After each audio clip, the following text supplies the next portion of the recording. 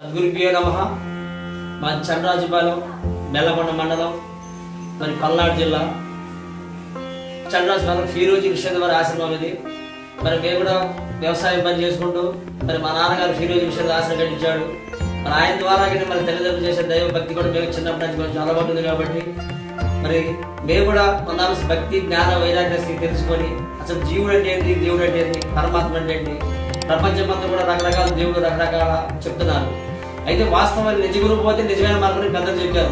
నిజ గురువు పోతే నిజమైన మార్గం ఎన్నో రకరకాలు చెప్పినా ఈ తత్వం నీలో ఉన్న దేవుడు తెలుసుకోమన్నప్పుడే, గురువు దగ్గర వెళ్ళినప్పుడే నీలో ఉన్న నిజతత్వం తెలుస్తుంది. నీలో ఉన్న నిజం తెలిసినప్పుడే దేవుడు అంటే ఏంటి, జీవుడు అంటే ఏంటి, ఆత్మ అంటే ఏంటి, పరమాత్మ అంటే ఏంటి, ఏదైనా సద్గురు వల్ల అవుతుంది.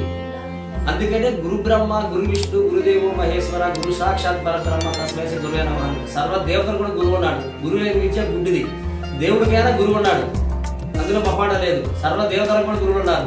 అందుకని గురువే దైవంతో సంస్కరించుకొని నా గురు సేవ గొప్పదని మా గురుదేవుడు సత్రపల్లి ఫీరోజీ విశ్వేశ్వర అన్నమాట. మా గురుదేవుడు కొలసాని బాలుప్రసాద్ గారు మంత్ర గురువు. మరి అట్లాగే తెలంగాణ జోలిలో కూర్చున్న సరే 3 సంవత్సరాలు ప్రతి నెల కంటిన్యూకి వెళ్ళి అక్కడ అచల బోధ నేర్చుకున్న గురుదేవుల వల్ల. ఇది అచల సిద్ధాంతమే, కానీ అక్కడ మా కొంచెం తెలిసినట్టు బట్టి అక్కడికి వెళ్ళి అక్కడ కూడా నేర్చుకున్నాం. అచల సిద్ధాంతం నేర్చుకొని అచల సిద్ధాంతం అనేది చాలా గొప్పది. ప్రపంచం ఎన్ని సిద్ధాంతాలు ఉన్నా అది తెలుసుకుంటే నువ్వేం తెలుసుకునే అవసరంలా. మరి మేము కూడా మనకి తెలుసుకున్న జ్ఞానాన్ని 10 మందికి పెద్దలు మహానుభావులు అందరికీ కూడా అందరూ ఉన్నారు. మహానుభావులు పెద్దలు చెప్పి ఉన్నారు. మనం తెలుసుకున్న జ్ఞానాన్ని కూడా కొంతమందికి చెప్తే చాలా గొప్పగా ఉంటుందని మనకు తెలిసిన దాన్ని కొందరు చెప్తున్నాం. మరి తప్పులున్నా ఒప్పులున్నా మరి మీ బిడ్డ వలె మమ్మల్ని కూడా మీ కుటుంబ సభ్యులాగా మన బిడ్డ తప్పు చేస్తే సర్దిద్దుకున్నట్లుగా తప్పులున్నా బోధలో మనం చెప్పే వాక్యాల్లో తప్పులున్నా సర్దిద్దుకొని మీ బిడ్డ వలె ఆదరించాలని కోరుచున్నాం. గురుభ్యో నమః.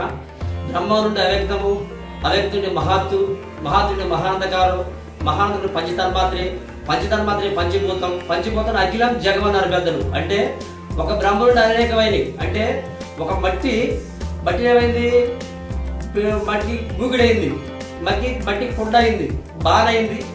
మట్టి అనేకమైనవి, ఒక వస్తువు అనేకమైనవి, ఒక బ్రహ్మ నుంచి అనేకం ఏకమైనవి.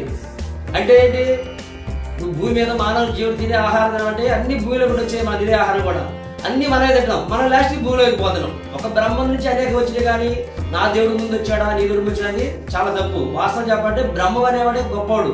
కథలమే బ్రహ్మ ఉన్నాడాయా.